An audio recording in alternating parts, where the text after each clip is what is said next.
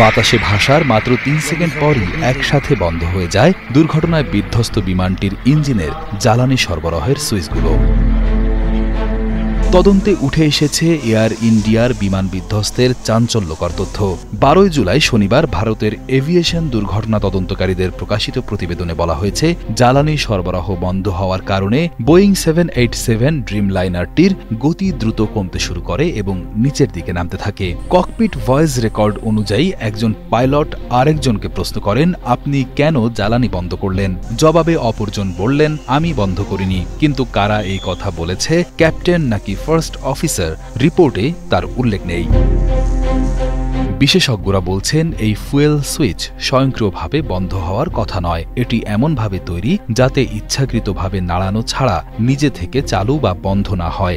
মার্কিন বিশেষজ্ঞ জন কক্স বলেন, এই সুইচ অনিচ্ছাকৃতভাবে সরানো অত্যন্ত কঠিন।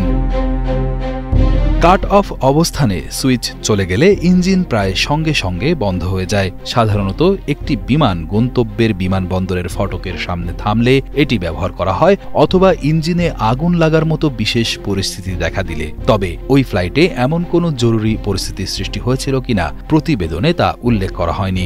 ২ ইঞ্জিনের জ্বালানি কাট অফ সুইচ ইচ্ছাকৃতভাবে বন্ধ হওয়ার ঘটনা অত্যন্ত বিরল।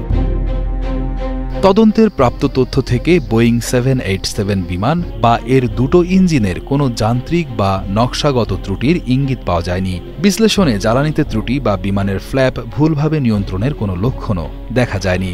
এ দুটি বিষয় প্রায়শই দুর্ঘটনার সম্ভাব্য কারণ হিসেবে বিবেচিত হয়।